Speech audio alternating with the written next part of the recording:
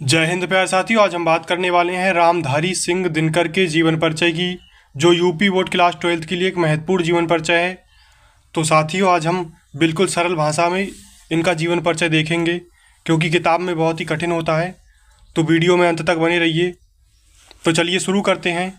रामधारी सिंह दिनकर का जन्म 23 सितंबर 1908 को बिहार के बेगूसराय जिले के सिमरिया गांव में हुआ था। मतलब रामधारी सिंह दिनकर का जन्म 23 सितंबर 1908 को बेगूसराय के सिमरिया नामक गांव में हुआ था।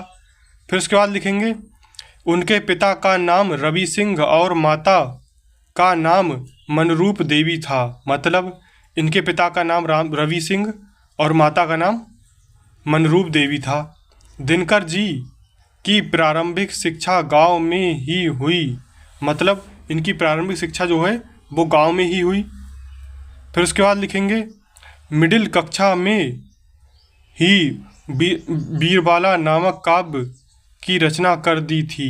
मतलब दिनकर जी ने मिडिल कक्षा यानी कि 6 से 8वीं तक की कक्षा में ही बीरबाला नाम की काव्य की रचना कर दी।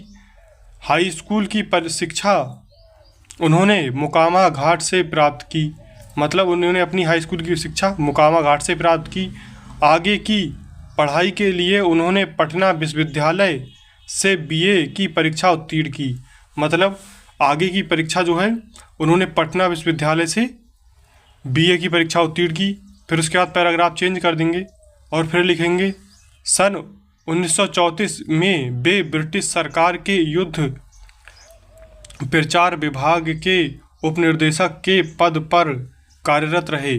मतलब सन 1934 में भी ब्रिटिश सरकार के युद्ध के प्रचार विभाग में उपनिर्देशक के पद पर कार्य किया। फिर उसके बाद लिखेंगे, उन्होंने कुछ समय तक माध्यमिक विद्यालय मुकामा घाट में प्रधानाचार्य के रूप में भी सेवा दी।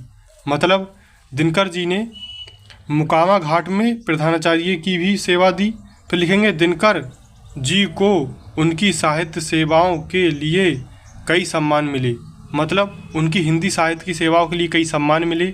जैसे सन 1959 में भारत सरकार ने उन्हें पद्म भूषण से सम्मानित किया। फिर उसके बाद लिखेंगे, उनकी रचना उर्वशी के लिए उन्हें 1972 में ज्ञानपीठ पुरस्कार प्रदान किया गया। मतलब उनकी रचना उर्वशी के लिए उनको ज्ञानपीठ पुरस्कार प्रदान किया गया। फिर उसके बाद लिखेंगे, 24 अप्रैल 1974 को दिनकर जी का निधन हो गया।